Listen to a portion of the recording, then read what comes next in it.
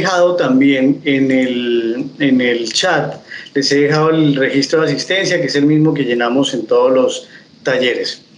De acuerdo a esa caracterización que hicimos en estos 2 últimos años, 1 año y medio, digamos, el año pasado y el medio año que ya pasó, y en esta caracterización encontramos que dentro de la comunidad académica y en sus familias, uno de los temas importantes que afectan la salud mental de estas personas y de sus familiares tenía que ver con las adicciones. Entonces hoy vamos a realizar el taller con respecto a la biología de las adicciones, y en esto pues me han postulado a mí para él debido a que yo tengo mi formación médica y ahora psicológica en psicología, y puedo integrar estas dos cosas muy bien, y espero poder que no sea ladrilludo, sino que sea más bien algo muy sencillo de entender. Y el próximo martes estaremos haciendo un en vivo a través de Facebook Live de Bienestar Institucional, en donde también vamos a complementar en este café este tema que iniciamos hoy con otros invitados.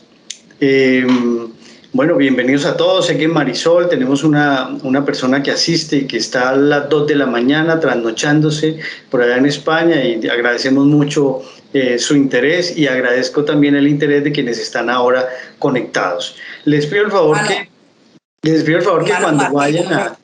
Martín, no me cambie el país, estoy en Francia. Estás en Francia. ¡Oh! ¡Qué delicia! Yo pensé que era en España. Bueno, bien, chévere. Alaito. Entonces, les pido el favor que cuando quieran hablar, no me hablen por el chat, sino que más bien interrumpan, y en ese momento interactuamos, ¿vale? Por lo que yo no, como proyecto la pantalla, entonces me quedo como bloqueado ahí para ver qué pasa o qué sucede ahí en el chat. Bueno, hoy la biología de las adicciones, y podría uno pensar la biología, bueno, biología que es que vamos a hablar de anatomía, de neurotransmisores, bueno, puede ser, pero más que eso es lo que quiero, y de entrada les digo que lo que quiero tratar de concientizar hoy es que la adicción va más allá de la voluntad. Y la adicción, cuando está instaurada, genera algunos fenómenos orgánicos, algunos cambios orgánicos que limitan incluso la curación, dificultan el tratamiento, y que van más allá de la voluntad de la persona que la está padeciendo, y que es un tema que afecta no solo a quien la vive, sino también a quien acompaña a esta persona o quien está cerca, porque la enfermedad no es solo de quien está enfermo, sino de todo su núcleo y todo su sistema. Quiero iniciar con, bueno, esto lo vi hoy, por casualidad estaba viendo noticias y vi esto, y quiero iniciar con este video. No sé si esperen a ver qué debo hacer aquí. Me va a tocar dejar de compartir pantalla y volverla a compartir, porque creo que no compartí el audio. Bueno, ya lo vuelvo a hacer. Y aquí voy a compartir el audio del equipo, y ahora sí. Creo que ahora sí va a funcionar. Si no escuchan, pues me dicen, por favor. La drogadicción conmueven, es un drama sí, que golpea se escucha perfecto. Jóvenes con un futuro o niños que empiezan a vivir. Hoy hablamos con Diego Orjuela, un hombre de 36 años que consume drogas desde hace 22. Este año empezó un proceso para desintoxicarse y ahora quiere estudiar, salir adelante y recuperar el tiempo perdido.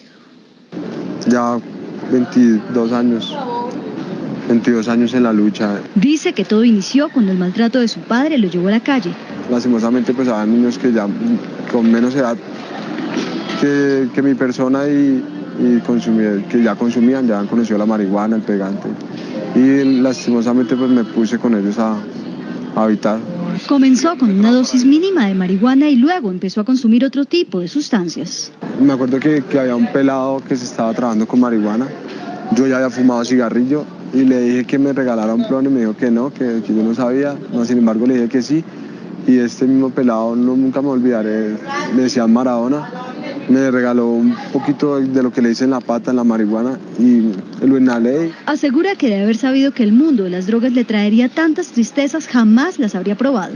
Y este bazuco me llevó a ser indigente, a comer de las basuras, me llevó a robar, a quitarle a la gente, a delinquir, a ser una persona mala, a pararme a cuchillo por una bicha. Sigue en la lucha. Lleva 2 veces sin consumir y quiere estudiar para convertirse en un profesional. Y no haber perdido el tiempo que perdí, haber podido ser una persona estudiada, porque siempre ese fue mi sueño.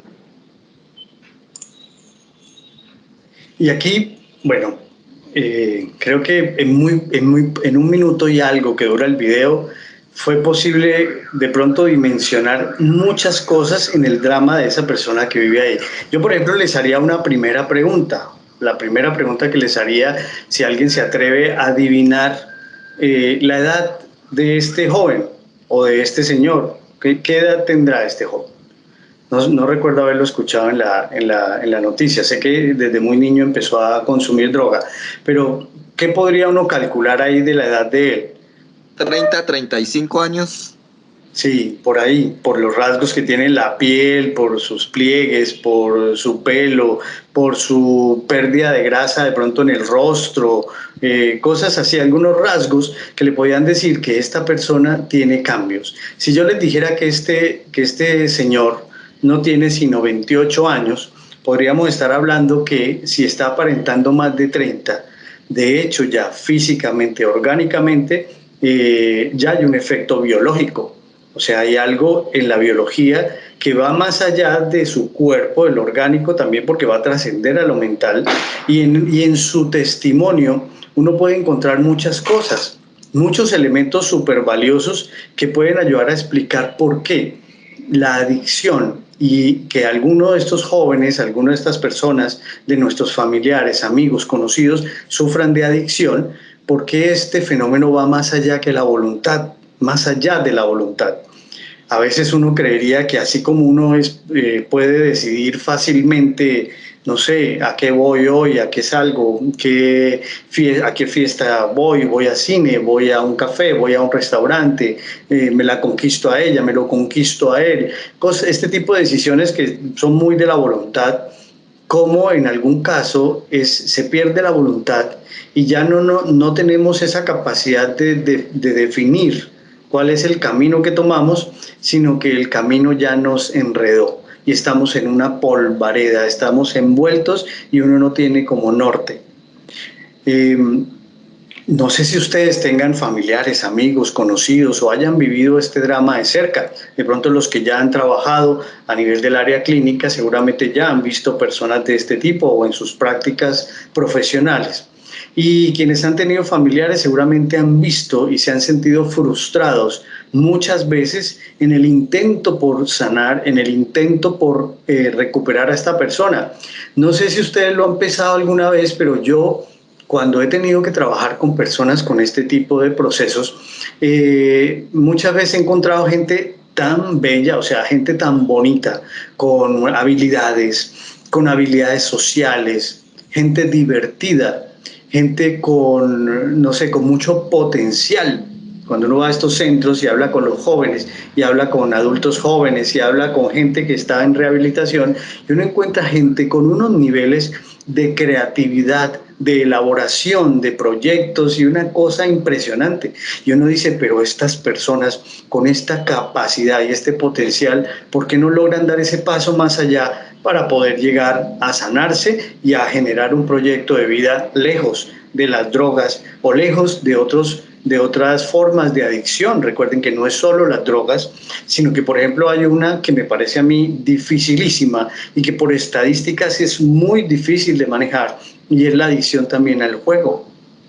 Ahora, ¿cuándo definir que uno es adicto o no? Esa es una tarea que al final el adicto no la puede elaborar, porque para el adicto es una vez, es 2 veces, como decía el señor en el video, es un ploncito, sí, parece todo tan inofensivo, pero es que los problemas se disfrazan de ingenuos, se disfrazan de ingenuidad, de bondad, y parece todo tan fácil, pero cuando uno ya está atrapado es una cárcel. Aquí les he traído un video corto también, este video es corto, con respecto a algo que tiene que ver con el tema orgánico, y necesito que lo vean para poder sobre eso elaborar lo que viene de aquí en adelante. Bueno, me dicen si escuchan, si hay problemas de audición, volvemos a compartir pantalla si se alteró el audio. Bueno.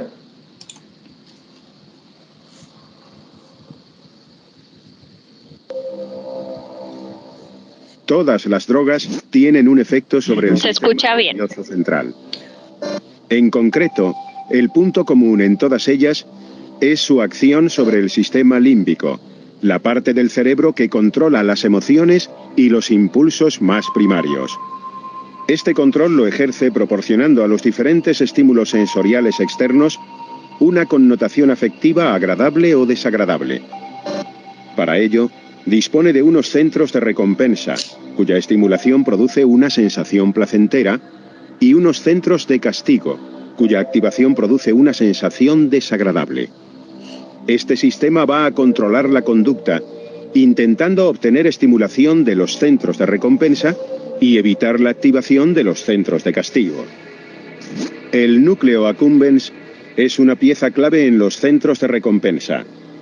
En él se liberan grandes cantidades de dopamina y otras sustancias, como las endorfinas y las encefalinas, que proporcionan una sensación de placer a nuestro cerebro. Todas las drogas tienen en común que activan el núcleo accumbens. Esa es la base para que se pueda producir una adicción, mucho más probable en el caso de personas con una cierta vulnerabilidad, como los jóvenes, las personas que sufren trastornos mentales como ansiedad, depresión o esquizofrenia, y aquellas personas a las que su entorno conduce a una situación de inestabilidad.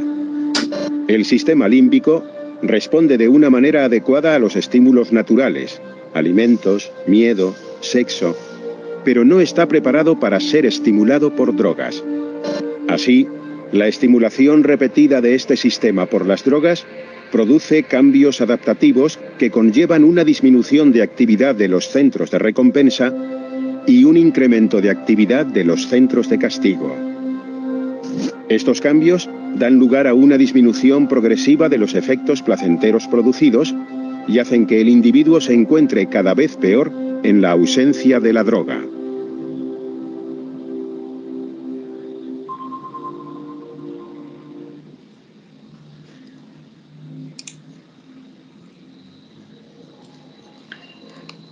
Se dan cuenta entonces, con esa explicación sencilla, porque si podríamos, como decían mis profesores, despelucar la mitocondria y ponernos a hablar del neurotransmisor y el receptor donde llega y el tema de la tolerancia y el tema de la dosis y la frecuencia y muchos factores, pero creo que no es la idea. Pero sí debemos reconocer, según lo cuenta el video, que miren que asemejan lo que pasa en el cerebro en la adicción con lo que pasa en una persona con una enfermedad mental o con unos trastornos mentales en donde se ve involucrado algunos neurotransmisores, pero donde también se presenta deterioro a nivel del tejido cerebral. El sistema límbico, casi siempre cuando nos hablan de emoción y nos hablan de felicidad y de dolor emocional y estas cosas, casi siempre todos ya sabemos que nos vamos al sistema límbico.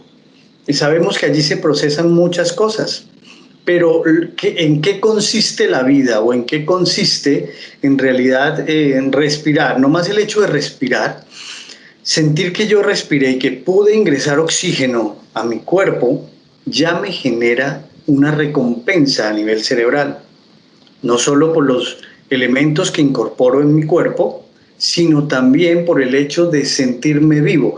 Entonces ya me genera una sensación de bienestar. Y esta sensación de bienestar me genera recompensa. Entonces yo sí sé que respirar es alegría para mí, es vivir, es estar.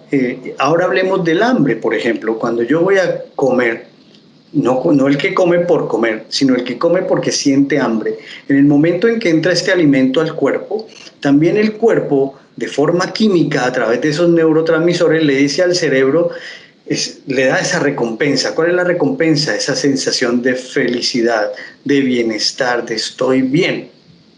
Eso es lo orgánico. Digamos que tenemos tal vez algún experto me podría decir, ¿cómo puedes decir que eso es una adicción? No, no son adicciones. Yo no voy a decir que es adicciones porque adicción es el término ya patológico y psicopatológico. Pero digamos que somos adictos a la vida mientras estamos vivos, o sea, somos adictos al aire, somos adictos a la comida, y cuando estas cosas nos empiezan a faltar, entramos en unos estados anímicos, emocionales, unos más que otros. y empezamos a percibir castigo. Entonces nuestro sistema cerebral de castigo empieza a activarse. Empezamos a sentir ese dolor emocional, ese dolor existencial, ese dolor orgánico por la falta de elementos nutrientes como el oxígeno hasta la vitamina. Pero digamos que nuestro cuerpo mentalmente funciona como recompensas y castigos. El bebé, cuando nace, empieza, todo actúa por recompensa y castigo. Entonces, cuando recibe su alimentación, está tranquilo, feliz. Cuando tiene hambre, llora. Entonces, se dan estos procesos a nivel cerebral. Ahora, imagínense ustedes que uno no dependa de la comida y del aire, sino que empiece a depender de otro tipo de elementos que son destructivos del propio organismo y de las propias células. Entonces, cuando este sistema de recompensa y felicidad, uno no se sienta con un niño, bebé recién nacido, a racionalizar y hablar de que pero ¿por qué te hace esto feliz y por qué te hace esto triste y tal? No, ellos actúan de una forma totalmente orgánica, no voy a decir una forma instintiva, sino totalmente orgánica, totalmente celular, que cuando quieren, cuando se orinaron y están sintiendo fastidio, lloran porque están sintiendo un castigo en su bienestar, y cuando son limpiados y cuidados, entonces están tranquilos, felices, relajados, y ese es experimentar recompensa a nivel cerebral. Entonces, vámonos ahora sí a los elementos adictivos. Hablemos del más frecuente, por el que inclusive somos famosos en Colombia con estos temas de las drogas, entonces somos expertos, digamos. Las drogas entran en el cuerpo, pero también generan otro tipo de deterioro. Entonces, dependiendo del tipo de droga que se consume, dependiendo de factores adicionales, como son los contextos epigenéticos basados en la familia, en la cultura, en los factores promotores, los factores inhibidores, los factores que impulsan a alguien a tomar este tipo de decisiones en la vida o a experimentar, y las edades, la etapa del ciclo vital en la cual se desarrolla por primera vez esta experimentación. Hay muchos factores involucrados. Debemos empezar a entender por qué la adicción. Primero, grabárnoslo siempre. Hay que tener cierto grado. Solo el conocimiento nos permite ver con amorosidad y con consideración al otro. Entonces, cuando yo sé que las personas con adicciones pierden el control de sus actos, voy a entender en primera instancia que esa persona por voluntad propia no va a poder cambiar. Puede ser que cambie, puede ser que haya algunos casos, alguien me podrá decir, bueno, ¿en qué estudio? ¿Pero dónde se dice que todos? De 100, 10 pueden cambiar, pero la mayoría no van a cambiar porque están presos de esa adicción. Un ejemplo, por ejemplo, un papá que fuma, es adicto a la nicotina, y van a ser su bebé. Y como van a ser su bebé, esa persona está tan emocionalmente recompensada con la presencia de su bebé, que esa compensación es más grande que la compensación que le da el fumar. Entonces, cuando esta compensación a nivel de su sistema límbico es mayor, entonces puede tomar la decisión de dejar de fumar. Hay un motivante externo que logra convertirse en un mejor adictivo que el cigarrillo. Entonces, fácilmente de un día para otro, un papá que está esperando un bebé puede decir, no vuelvo a fumar en mi vida porque para mí lo más importante es mi hija, mi hijo, o sí, porque es un motivante mayor. Ahora, eso es una experiencia de vida, ¿no? Es algo muy circunstancial, el nacimiento de un bebé. No a todos les afecta de la misma manera el nacimiento de un bebé. Otros, por el contrario, al ver que están esperando bebé, que están viviendo situaciones críticas o que no era planeado, o que no era esperado, puede incluso profundizarse en la adicción al cigarrillo que ya tenía instaurada. ¿Ves? Entonces, no todos actuamos diferentes, no todos responden diferente, y no todos, dependiendo de la historia de vida de cada uno y la fragilidad orgánica que cada uno tengamos en algún momento de la vida, y fragilidad emocional y fragilidad en la voluntad, pues podemos caer o no caer. Las etapas del ciclo vital son súper importantes. ¿Por qué? Porque en la medida en que somos más jóvenes, estamos más quedados en el progreso vital. Cuando yo ya soy un adulto maduro y a esta edad, por ejemplo, después de los 50 años, quiero yo decidir tomar alguna sustancia adictiva, Ahí ya la voluntad mía ha tenido 50 años para ser fuerte y crear, y se ha fundamentado en ciertos hábitos creados durante todo el proceso de vida. Entonces seguramente va a ser mucho más difícil. Uno no encuentra casi nunca nuevos drogadictos en etapas tardías de la vida. Casi siempre, a menos que sea por medicamentos, ¿no? Que es otro cuento. Lo podemos tocar más adelante. Pero en el caso del ciclo vital, entre más temprano aparezca la droga en la vida de alguien, independiente de su fragilidad individual y su susceptibilidad individual, hay mayor riesgo de que se presente una adicción. Las personas que pierden el control de sus actos porque pierden la voluntad, o sea, puede que racionalmente hablan con el profesional y le dicen, sí, no, yo sé que esto es lo peor, yo sé que esto no es, me va a hacer daño, yo sé que esto le hace daño a mi familia, yo sé que empeñé la casa y perdimos el patrimonio por culpa del juego, yo sé que, sí, ellos son conscientes de lo que está pasando. Pero aunque sean conscientes y puedan procesarlo de una forma racional y sean coherentes en su discurso al respecto de su padecimiento, estas personas, una cosa es hablarlas y otra cosa es hacerlas. Entonces, del dicho al hecho, como dice el dicho, del dicho al hecho hay mucho trecho. Entonces, en la adicción, la distancia entre las palabras y los actos es demasiado grande, y más grande cuanto más tiempo se ha permanecido en ella.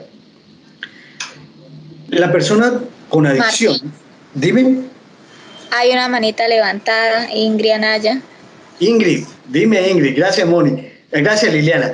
Dime Ingrid, ¿en qué quieres comentarnos? Profe, la verdad tengo es como una preguntita.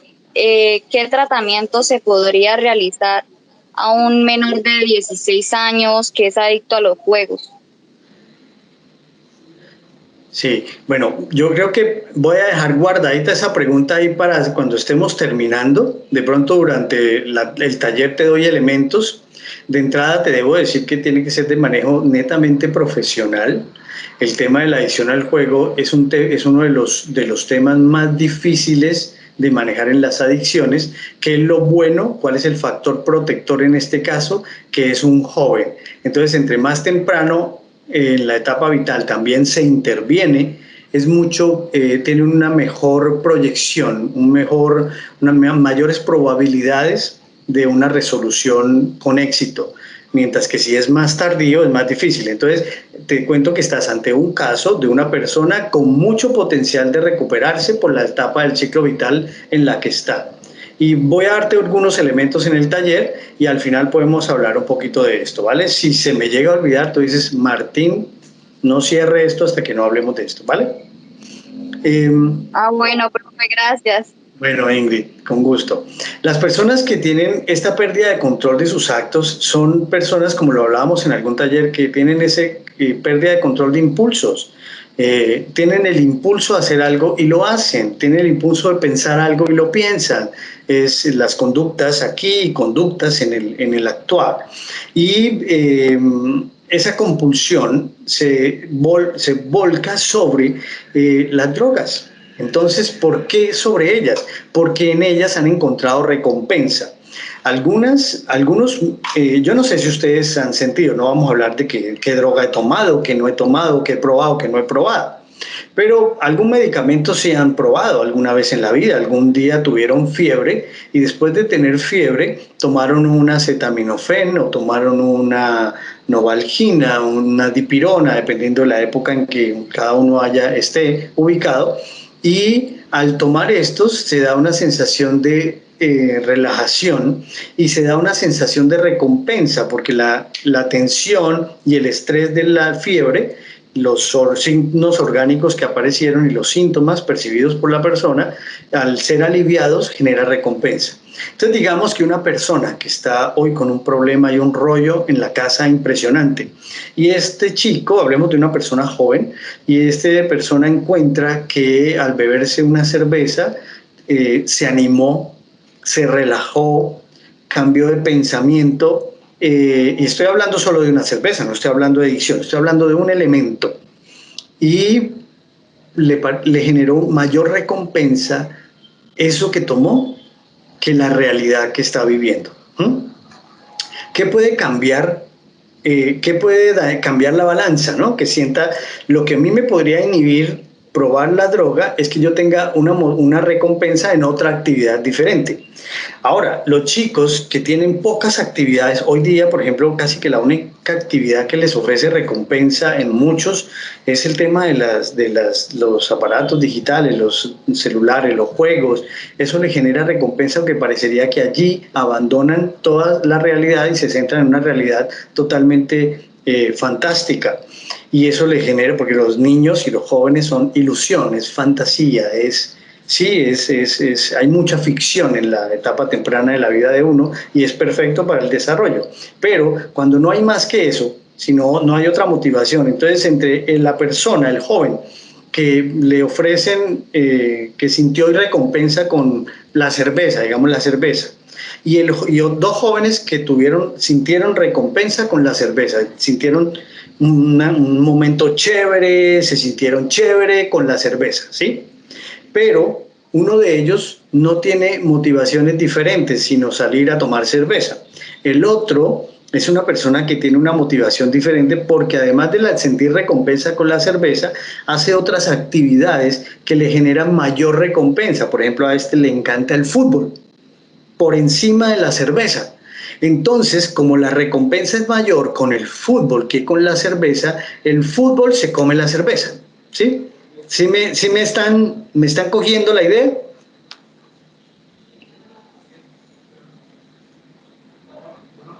¿Sí, no? ¿Silencio sepulcral?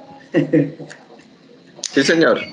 Vale, listo. Lo que quiero es que vean que cuando alguien tiene unas motivaciones y que le generan mayor bienestar, recompensa interna, emocional, satisfacción, lo que le genere mayor satisfacción se come la otra recompensa. Uno va a buscar siempre la de mayor recompensa. Pero si yo solo encuentro recompensa en algo, en una sola cosa, en la droga o en la etapa que la inicia a consumir, en la droga, o en la realidad es tan cruda que necesita aislarse, pues va a quedarse pegado y va a generar esa permanencia.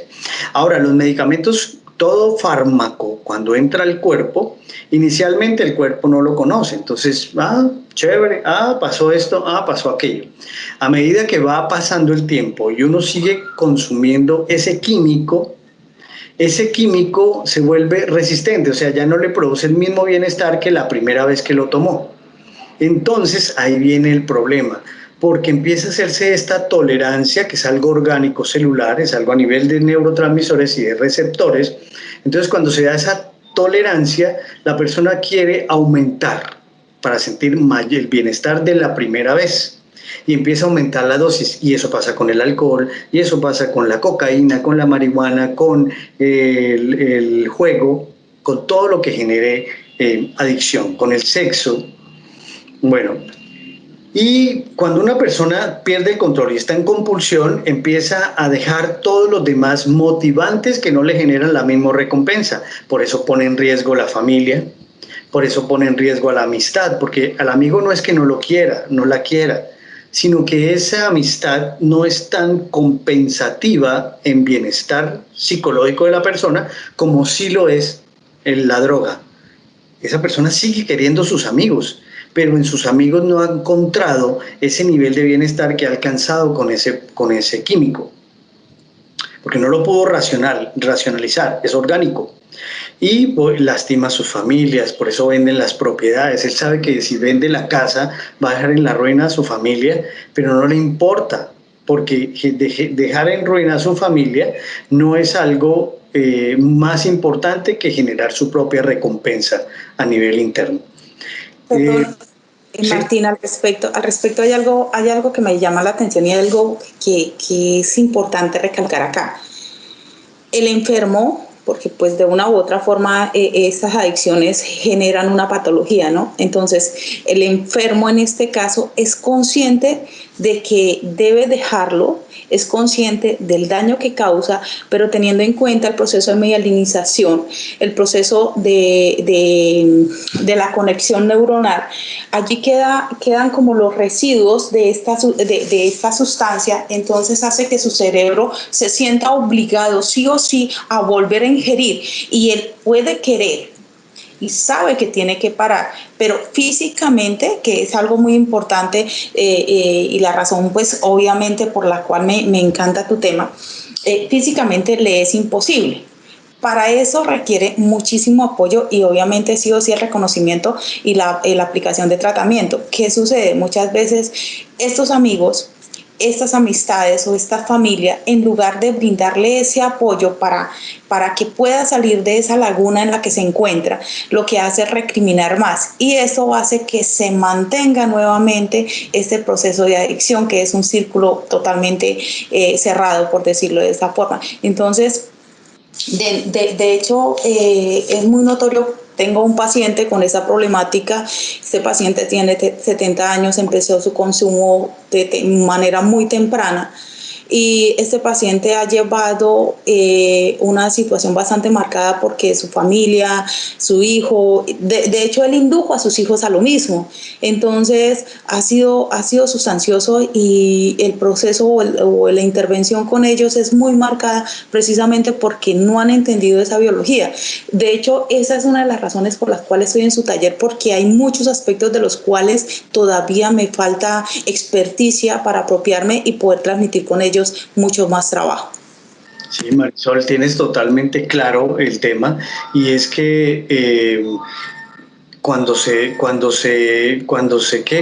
corta o se intenta cortar, lo que yo decía al principio es que lo más importante es entender que están ellos como presos de algo que no pueden controlar, y es por todos esos cambios neuronales. El deterioro cerebral es grande. No les quise traer hoy, por ejemplo, fotos o de estudios de imagenología donde se muestran los cerebros de las personas en los diferentes estadios, pero es muy complicado volver a restaurar. Y hay un dicho ya en el plano psicológico y emocional y familiar. Yo tengo claro que las personas más difíciles de amar son las que más lo necesitan, pero las personas que más lo necesitan son las que más rápido nos acaban las ganas de amar. Y eso pasa con los adictos. Entonces, por ejemplo, una familia quiere amar y aman a su hijo, o sea, porque es que es su hijo, pero llegan a tal punto que prefieren que su hijo esté lejos de la casa porque terminan detestando no al hijo, sino lo que él representa con su adicción. Y al hacer esto, lo único que se logra es perpetuar el círculo vicioso de la adicción, y esta persona sufre otra pérdida, y cada vez que sufre pérdidas en la realidad por su propio problema, siempre va a encontrar recompensa en lo que le ha dado recompensa siempre, que es en la droga. Por eso es muy complicado y requiere la intervención del adicto. No es una intervención individual. La intervención del adicto es una intervención de su sistema. ¿Y cuál es el sistema que compone el adicto? Y hablemos del enfoque sistémico de la psicología. ¿Cuál es el sistema? El sistema de cualquier persona. ¿Cuál es? El mío, el primero, mi familia, con quienes convivo. A veces no es mi familia, pero con quienes convivo, mi primer sistema. Luego los sistemas se van abriendo a nivel que mi interacción social también se va expandiendo. Entonces, tratar un adicto es tratar un grupo gigante. Eso es una terapia de grupo, pero no es así en la realidad. Hay centros de rehabilitación, por ejemplo, en donde ¿qué es lo que hace la familia? Lleva a ese joven rápido corriendo a un centro de rehabilitación, llega a una cárcel, digámoslo así. Entonces hay una cantidad de restricciones, una cantidad de eso, pero una cárcel física. Y llega a ese sitio y empieza con todo el tema del síndrome de abstinencia, que es un tema totalmente orgánico, que es lo primero que ellos empiezan a vivir. ¿Qué es el síndrome de abstinencia en términos míos psicológicos? Es perder la recompensa y vivir en el castigo. ¿A quién le gusta vivir en el castigo? A nadie. Entonces, por eso hay que hacer esas compensaciones, y se necesita la intervención interdisciplinaria, donde encuentra uno formas de generar recompensa, sea a través de terapia ocupacional, sea a través de medicamentos en el caso psiquiátrico, y sea a través de la solución de todos los conflictos generados inconscientemente, conscientemente, y la psicoeducación de la persona. Por lo tanto, son muchas cosas. Ese adicto, cada vez que vea a un terapeuta acercarse así a esa persona, va a haber un enemigo. Cada vez que alguien me venga a decir que no me tome no me fume la marihuana, o no a la sustancia que sea adicta a esa persona, la píldora, lo que sea, esa persona va a generar repulsión y rechazo. Es alguien que me está quitando mi felicidad, y eso es un mecanismo inconsciente. Todo lo que me genera a mí daño, ¿qué me daña a mí? Lo que me quita mi bienestar. Pero como yo soy adicto, para mí el bienestar es sentirme en la onda, en lo que estoy, en ese viaje. Entonces, ese es mi bienestar. Entonces, todo lo demás es una amenaza para mí. Y eso vuelve más complicado, porque si uno en psicología habla de generar un rapport y generar una buena interacción y tener muy buena empatía con la persona, pues de parte del profesional puede que la haya, dependiendo de su estructura y su forma, su formación y su preparación y su experiencia. Pero de parte del individuo, del paciente, hacia el profesional, lo primero que hay no es un momento cálido. Lo primero que hay es un rechazo absoluto, así la persona venga sonriendo al consultorio, porque le voy a quitar lo que le hace sentir recompensa a nivel mental. Sobre la adicción hay que decir muchas cosas, tantas, Dios mío, nunca terminaremos de aprender, pero es una enfermedad del cerebro. Entonces, cuando uno habla de un adicto, es una persona que tiene una enfermedad instaurada que afecta su sistema cerebral, no solo de forma intangible en la estructura de sus pensamientos, sino de forma orgánica en la composición y forma de sus células, sus conexiones neuronales, la cantidad de químicos que hay allí. No es solo en el pensamiento. Cuando uno trabaja, por ejemplo, ansiedades, yo podría trabajar una ansiedad dependiendo de cada caso, solo cambiando la estructura de pensamiento y eliminando ciertos conflictos de racionalidad en sus contenidos, pero en una persona adicta yo no puedo ponerme a discernir, porque seguro hasta es una persona súper preparada y más preparada que yo, que me da sopa y seco con todos los temas. Esa persona, como tú lo dices, Marisol, es consciente de lo que pasa, los conoce, pero está presa de otro tema que es más orgánico que mental. Esta enfermedad, esta adicción es de larga duración, por eso el tiempo es muy importante. Entre más pronto, como la Ingrid que me decía ahora el caso de juego, entre más pronto se instaure un proceso de recuperación, más bueno va a ser el resultado, más positivo, llegando al punto de la curación, incluso dependiendo.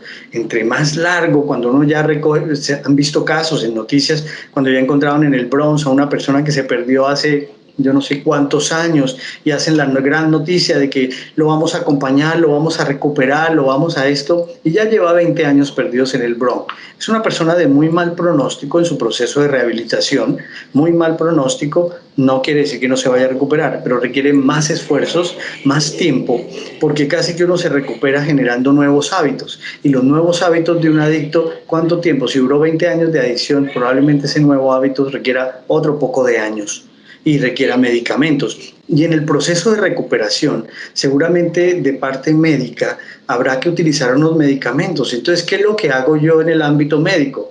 Le cambio la adicción a una droga ilícita, se la cambio por un medicamento que es una droga lícita.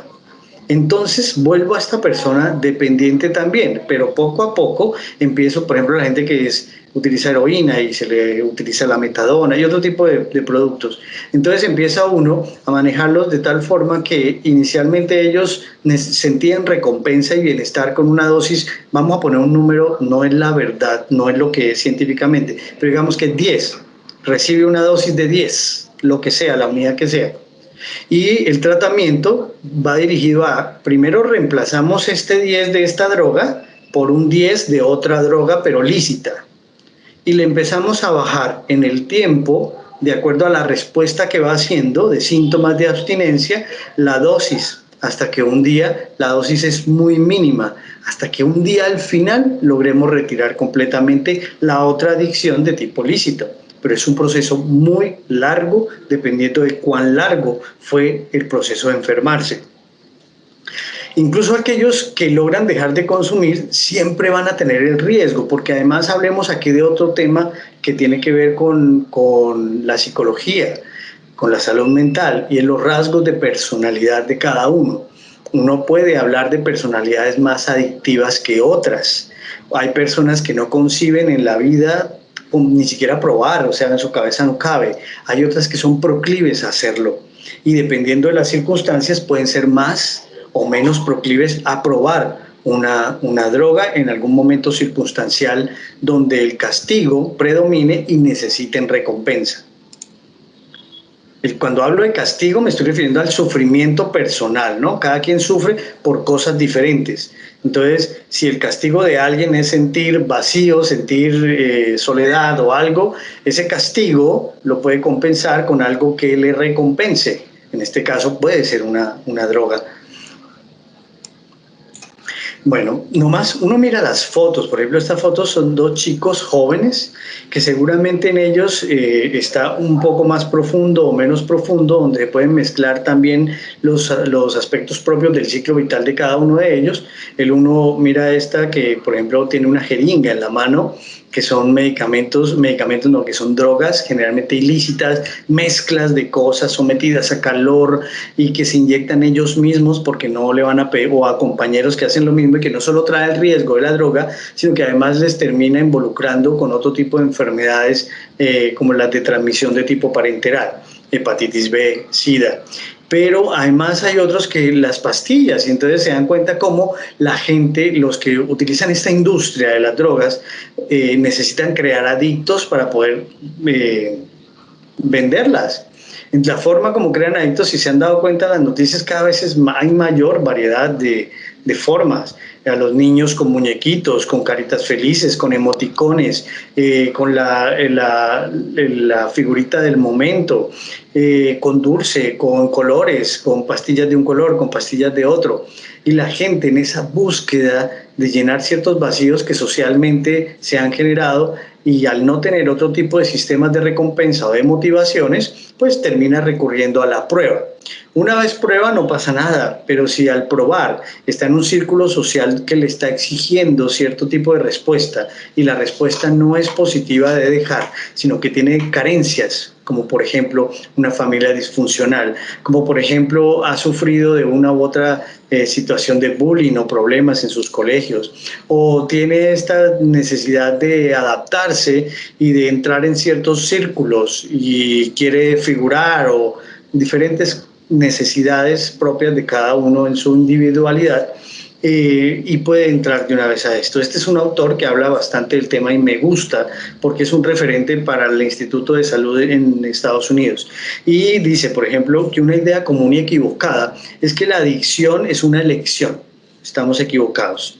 Tal vez elegir probar, pero cuando la persona elige probar, puede ser que el ambiente y la sociedad y su familia lo haya empujado a probar. Entonces no son totalmente responsables. Todos tenemos parte y tenemos corresponsabilidad en la adicción de las personas cercanas y en las no cercanas también. Lo único que hay gente que piensa que lo único que hay que dejar es, ay, pero ya, déjelo y ya. Eso no es así. Pero nada más alejado de la verdad, dice este doctor, que es quien dirige ese tema en el Instituto de Salud en Estados Unidos. Ahora, tenemos que el cerebro del adicto, el cerebro cambia con la adicción, no es el cerebro de la persona normal o de la que sufrió ansiedad o de la que sufrió otro tipo de trastorno o síntoma mental. Se necesita demasiado trabajo para que vuelva a su estado normal, tal vez nunca vuelva a su estado normal. Y entre más alcohol y más drogas haya consumido la persona, más se verá afectado el cerebro y más será de carácter irreversible. Empieza uno a trabajar en un mecanismo ya de recuperación que es de altísimo gasto cognitivo. Es más fácil ser adicto que recuperarse de la adicción. La recuperación de la adicción le implica desaprender todo el proceso que lo llevó a ese sistema de recompensa, que es algo casi que inconsciente, y volverlo racional, volverlo consciente para construir otro sistema de recompensas, pero sobre un cerebro que ya está alterado de forma orgánica. Por lo tanto, cuando ya se entra en él, en este proceso, en este tema, en esta enfermedad de la adicción, la recuperación requiere un triple gasto cognitivo que el que requirió volverse adicto. Hay unos descubrimientos con respecto al tema del cerebro, es que descubrieron que buena parte del poder de la adicción está en la capacidad de secuestrar regiones cerebrales. Entonces, como que el sistema, cuando el sistema límbico empieza a estar alterado, empieza a coger pedazos de otras zonas de cerebro. Por eso, por ejemplo, algunos adictos manifiestan su síndrome de abstinencia a través de temblor, puede ser, a través de movimientos de otro tipo, a veces convulsiones, empiezan a reclutar zonas del cerebro y a generar otro tipo de sintomatología. Denme un minuto.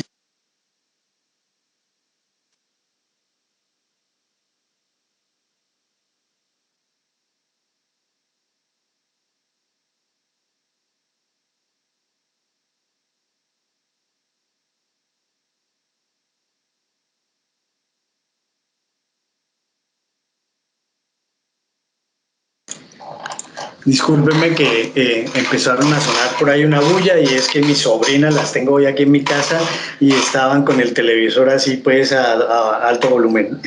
Ya les dije. Bueno, sigamos. Un cerebro sano recompensa los comportamientos sanos, como hacer ejercicio, alimentarse, lo que yo les hablaba al principio, crear lazos con las personas. Cada vez que va creando un nuevo lazo, cada vez que genera otro sitio de recompensa, así mismo como las drogas reclutan zonas del cerebro, así mismo la recompensa de cosas sanas también la recluta. Por eso les hablaba de qué tan intensa es esto. Por ejemplo, a veces las relaciones de pareja y a veces las personas que tienen ciertos rasgos y que ya han sido adictas, y a veces por su inestabilidad emocional, encuentran recompensa en una nueva pareja. Y de pronto esa nueva pareja puede ser un suficiente motivador y una recompensa mayor que inclusive la droga. Pero entonces, ¿qué hace esa persona? Que cambia la droga por la persona, y genera una relación de dependencia en donde podrían presentarse ciertas situaciones de orden patológico, y un día se termina la relación y esta persona va a querer cambiar eso y no sentir ese castigo de no tener a la pareja, lo va a cambiar nuevamente por la droga. Y de hecho pasa, ¿no? Hay adictos que le dicen a sus parejas: si me dejas, voy a fumar, si me dejas, me voy a beber, si me dejas, tal cosa, así como lo amenazan a ciertas personas incluso con la muerte. Entonces, es un tema como de equilibrio de mecanismos de recompensa a nivel emocional, a nivel mental. ¿Qué me genera más bienestar? ¿Cuál es la estrategia en la intervención? Lograr encontrar, hacerle sentir a esa persona más bienestar en otros ámbitos y en otros campos y en otras actividades y en el caso de la medicina, en otros medicamentos, que con la droga que estaba consumiendo, de manera que se pueda generar esa desensibilización a las drogas orgánica. No estoy hablando de desensibilización en psicología, sino orgánica. La cognición se altera, entonces la persona cuando empieza, primero, si es alguien joven que todavía no ha estructurado su pensamiento, que no sabe qué es bueno, qué es malo, que no daña a los demás, que no ha generado cierto tipo de valores, cosas así, pues imagínense, se vuelve adicto sin haber tenido esa estructura y probablemente termina en delincuencia. Si esa nueva persona que ya ha estructurado sus valores, que tiene unos procesos de pensamiento adecuados, pero sin embargo les ganó más el obtener recompensa de la droga y tiene cierto grado de cognición, pero esa cognición se va perdiendo. Inicialmente pueden sentir culpa por haber vendido la casa, pero después ya se pierde hasta la vergüenza, dicen las familias, y no es que pierda la vergüenza, es que su proceso cognitivo, sus funciones ejecutivas, su metacognición, la capacidad de decidir está totalmente alterada. Entonces están tomando decisiones bajo un insumo, bajo una base alterada y enferma. Por lo tanto, uno no puede confiarse de las decisiones de estas personas. A veces hay que decidir por ellos, y en esa decisión por ellos se requiere generar un esfuerzo muy grande para encontrar fuentes de recompensa más grandes que la droga. Ahora, el consumo repetido de las drogas daña un centro esencial de decisiones, como lo estamos diciendo, y estas son toda esta corteza prefrontal. ¿Alguien va a hablar?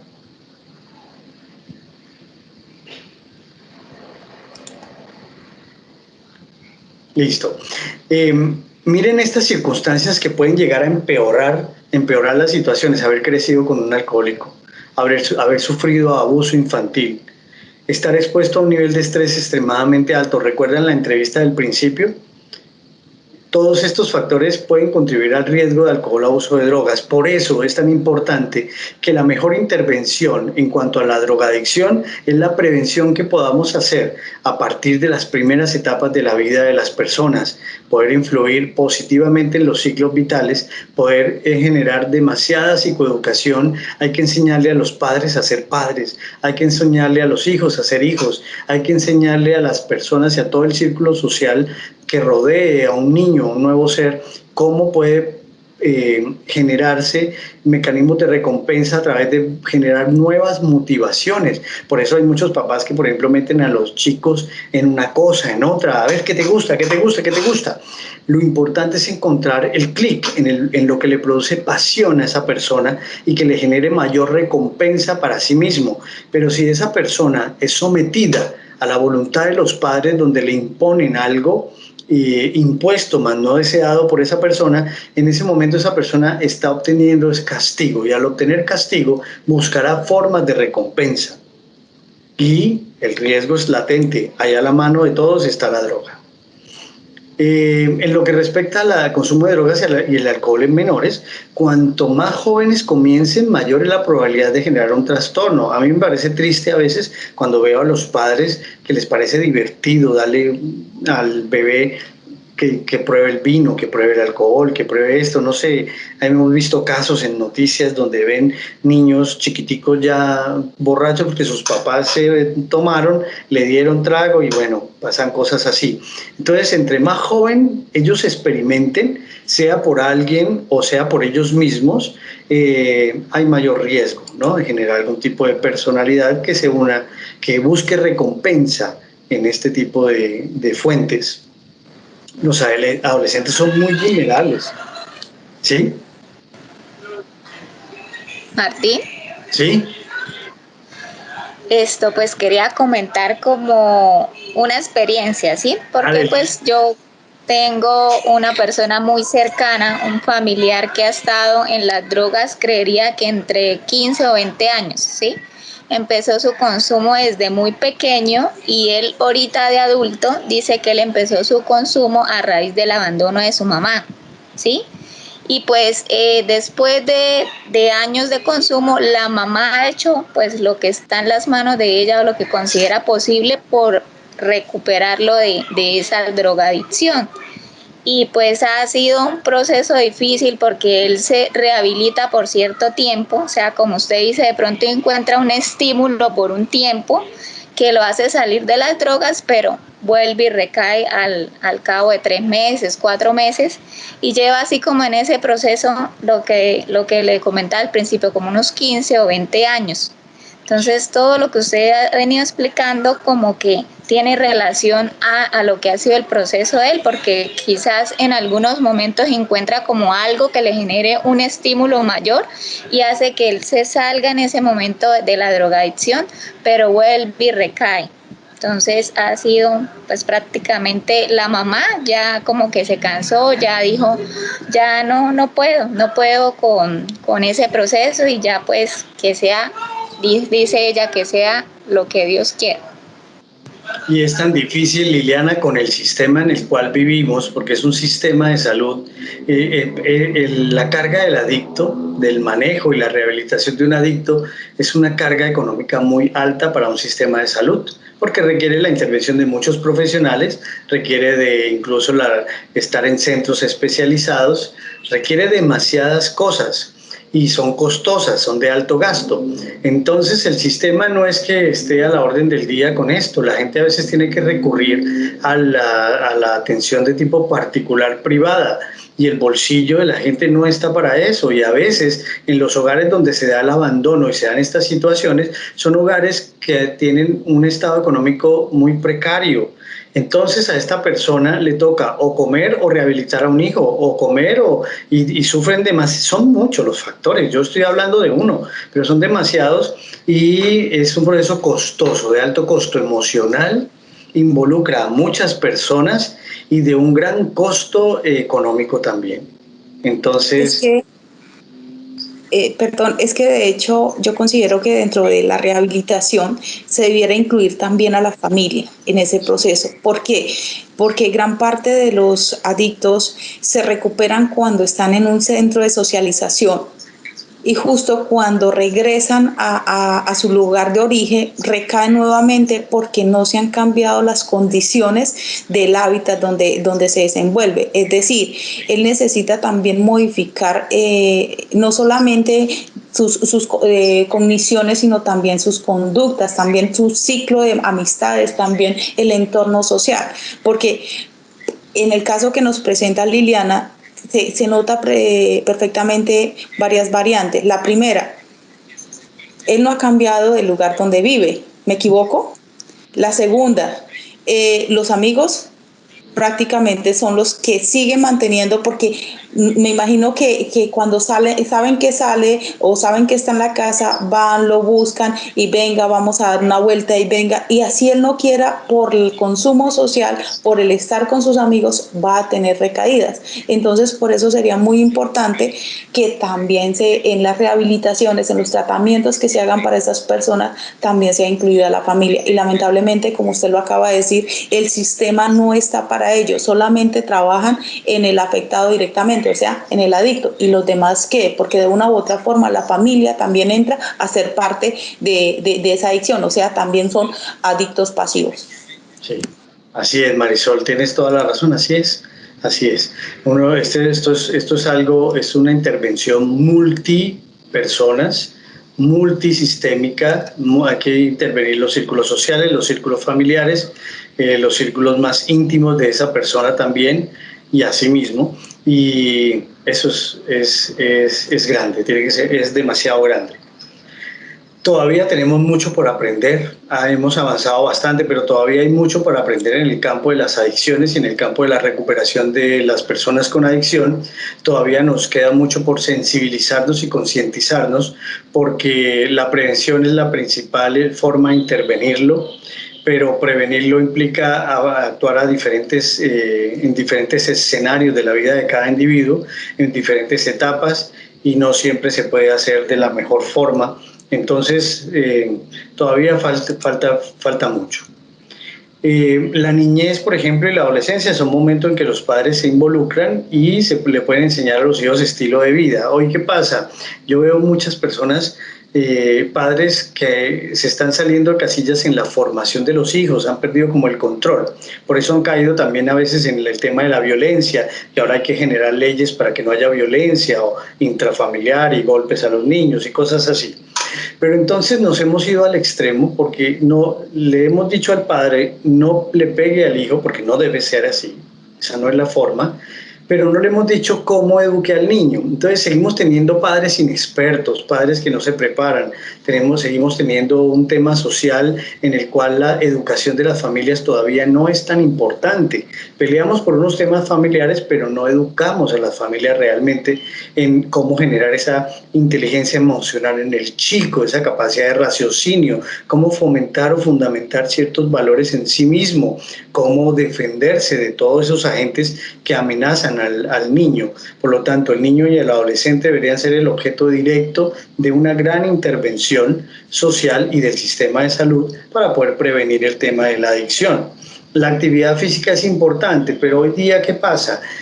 ¿Qué pasa en la gente que se obsesiona también con el tema físico? Que ya no es adicta a la cocaína ni a la heroína, pero es adicto al preentreno, al medicamento que le acelera para entrenar.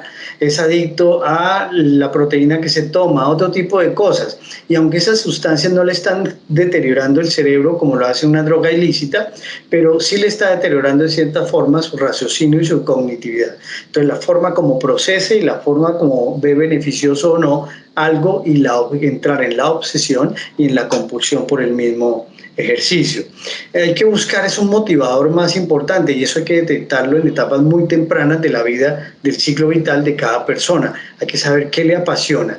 y tratar de cultivar ese tipo de pasiones para que su sistema de recompensa sepa que más que la droga, lo que lo motiva realmente desde niño es el arte, es el estudio, es la comodidad, es, ¿sí me entiendes?, ese tipo de cosas. Generar como un abanico de posibilidades siempre a los niños y explorarles para encontrar sus momentos de pasión y así buscar los sistemas de recompensa interna que sean más poderosos que cualquier accidente de este mundo, como por ejemplo el tema de adicción a las drogas.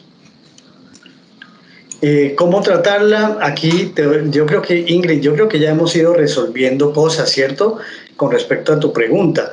Y el tratamiento en buena medida depende de la gravedad en la cual está, en el tiempo que lleva. Lo que te digo es que en el tiempo en que está ese chico es un tiempo muy oportuno para intervenir y hay que buscar, en este caso hay que buscar, hay que llegar a la EPS también, pero siento que allí no hay tanto. Hay que buscar otro tipo de profesionales y otro tipo de centros y empezar a asesorarte y empezar a tomar acciones desde ya. Involucra a la familia, como dice Marisol.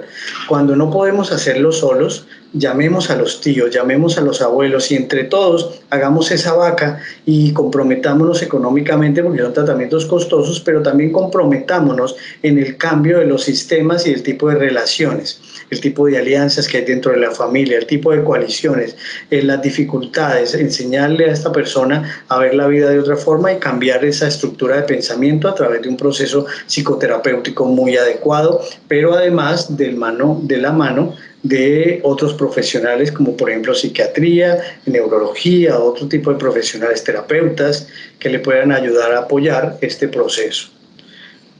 Señales de alerta es lo último que les voy a decir hoy. Estén pendientes siempre cuando un joven empieza a tener dificultades para dormir. Algo puede estar pasando, algo le puede estar quitando el sueño.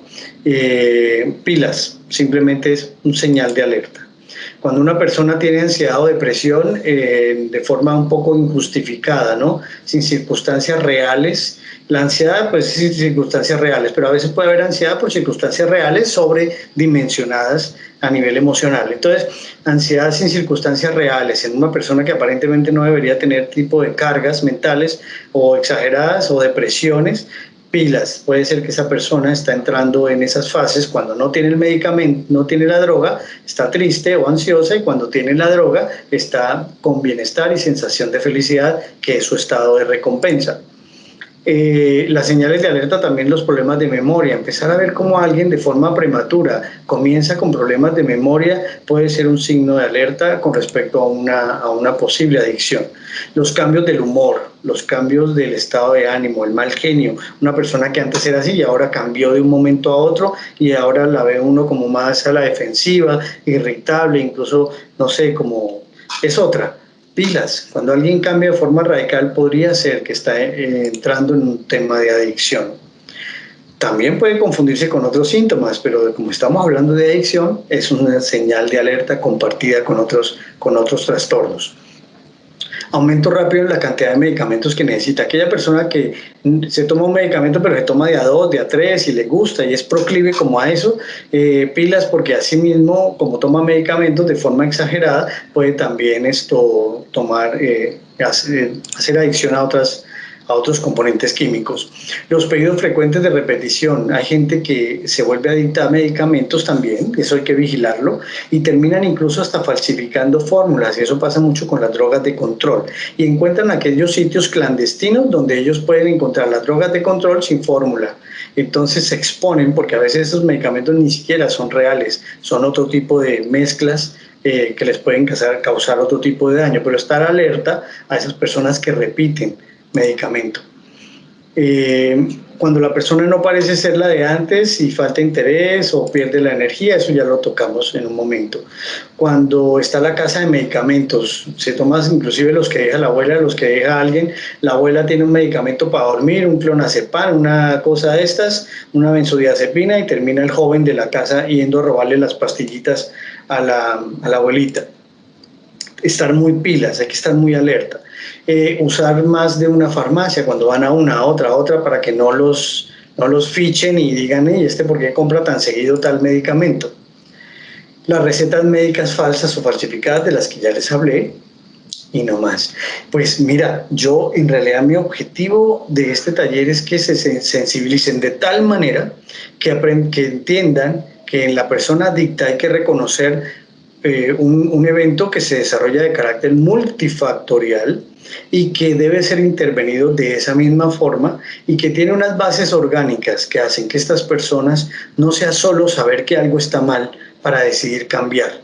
Esto no se trata de cambio, esto se trata de curar. Es una enfermedad que necesita un tratamiento con una intervención interdisciplinaria y con tiempos grandes y con cargas altas, tanto emocional para la familia, que debe involucrar a toda la familia, a todo su sistema, pero que además requiere a veces de cargas económicas, para lo cual hay que prepararse y tener apoyo. ¿Cuál es la mejor forma de evitarla?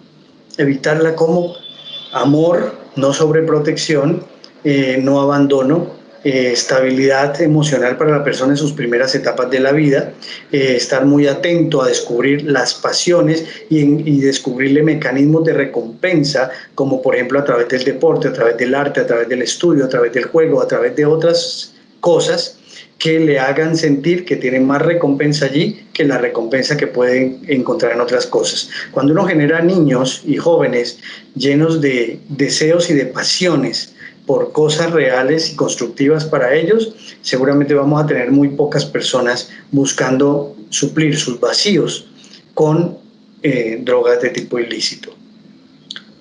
Muchas gracias. Una cosa que me gustaría aportar antes de todo. Sí. Yo manejo un programa que se llama Prevenarte, precisamente con jóvenes. Y ellos me decían en alguna vez, Marisol, ya estoy cansado, o estamos cansados de que cada vez que vienen a hacernos capacitaciones nos hablan de prevención de adicciones. ¿Por qué? Porque muchas veces si nosotros como jóvenes no estamos interesados, nos despiertan la curiosidad. Sí. Entonces, la pregunta... ellas me decían, la pregunta no es solamente que nos digan qué es o cuáles son los efectos, sino también que nos den estrategias. Algo muy interesante que acabas de decir, el arte. El arte es una estrategia muy interesante para mantener ocupados, para mantener alejados, porque es un hobby o es una pasión que se despierta. Otra cosa que aprendí con el quehacer es el hecho de darles a los chicos y también a los padres estrategias no de qué hacer cuando la persona, para evitar que la persona caiga en adicción, sino qué hacer cuando la persona está en adicción y qué no hacer. Una de las grandes falencias que se presentan es el hecho de que mamá le echa la culpa a papá, papá le echa la culpa a mamá y el chino se encierra a seguir de lo mismo porque no les importo, porque es el mensaje que le están dando al pelado, no les importo, nadie se ocupa de mí. Para eso, no sé si de pronto le aporte algo a la compañera que hablaba de la adicción al juego.